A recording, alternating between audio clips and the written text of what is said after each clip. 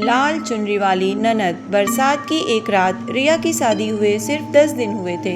वह पहली बार अपने ससुराल आई थी।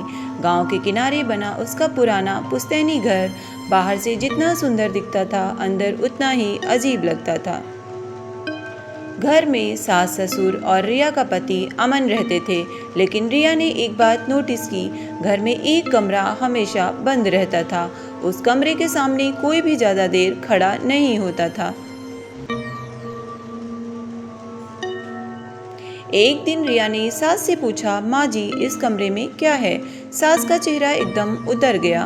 उस कमरे के पास मत जाना, कभी नहीं। बस इतना कहकर वह चली गई। उस रात करीब 2 बजे रिया की नींद खुली। उसे लगा जैसे कोई लड़की धीमी आवाज में रो रही हो। वह डरते डरते बाहर निकली। आवाज उसी बंद कमरे की तरफ से आ रही थी।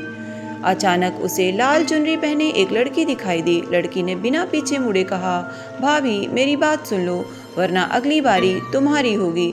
रिया चीख पड़ी। सुबह उसने सबको बताया, लेकिन किसी ने उसकी बात पर विश्वास नहीं किया। अमन ने कहा, तुमने सपना देखा होगा। लेकिन उसी शाम रिया को स्टोर रूम में एक पुरानी फोटो मिली।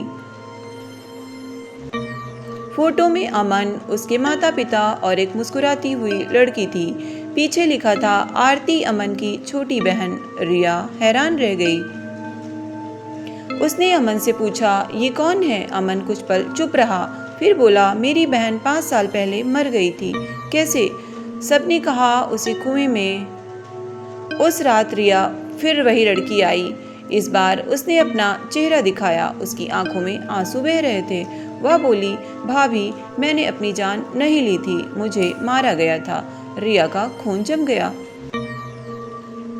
किसने? लड़की ने कांपते हुए कमरे की ओर इशारा किया। सच उसी कमरे में छिपा है।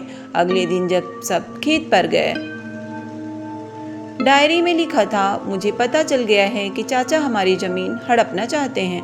उन्होंने मुझे धमकी दी है, अगर मेरे साथ कुछ हो जाए तो समझ लेना यह हादसा नहीं होगा। आखिरी पन्ने पर सिर्फ एक लाइन थी, अगर कोई यह डायरी पढ़ रहा है तो मुझे इंसाफ दिलाना। रिया ने वो डायरी अमन को दिखाई। अमन पहले तो डर गया, फिर बोला, यह सच है। मेरे चाचा ने ही आरती को मारा था। मैंने सब देखा था, पर मैं कुछ नहीं कर पाया। रिया ने ठान लिया कि अब आरती को इंसाफ दिलाकर ही रहेगी। उसने सबूत इकट्ठा करने शुरू कर दिए। वो चाबी, वो डायरी, वो चूड़ी और फोटो, सब कुछ उसके पास था। उसने अपने मायके फोन करके सब सच बता दिया। भाई और पिता अगले ही दिन ससुराल आ गए। अब रिया अकेली नहीं थी। अमन के चाचा को जब पता चला कि रिया ने सबको सच बता दिया है, तो उसने रिया को हमेशा के लिए खत्म करने की साजिश रची। वो रात रिया को रिया के कमरे में घुसाया। उसने रिया के गले पर हाथ रख दिया। रिया की सांसें रुकने लगी। तभी अचानक खिड़की पर अपने आप खुल गई। तेज हवा के साथ लाल चुनरी लहराते हुए कमरे में प्रवेश हुई। आरती की आत्मा ने गरजते हुए कहा, मेरी भाभी को हाथ लगाने की हिम्मत कैसे हुई तुझमें? चाचा डर के मारे पीछे हट गया और गिर पड़ा। अगले दिन रिया ने सारे सबूत पुलिस को सौंप दिए। डायरी, फोटो, चाबी, चूड़ी और चाचा का कबूलनामा, सब कुछ। चाचा को गिरफ्तार कर लिया गया।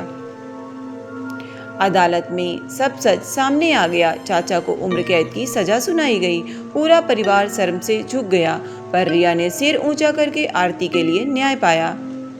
उस रात घर में कई सालों बाद शांति थी। रिया ने पहली बार अपने हाथों से तुलसी के चौरे पर दीपक जलाया और आरती के लिए प्रार्थना की। रात को आंगन में हल्की सी खुशबू फैली। रिया ने देखा, लाल चुनरी वाली आरती मुस्कुराते हुए खड़ी थी। इस बार उसकी आंखों में सुकून था। आरती ने रिया के सिर पर हाथ रखा और कहा, आज तुमने मुझे आजाद कर दिया, अब मुझे कोई नहीं बांध सकता।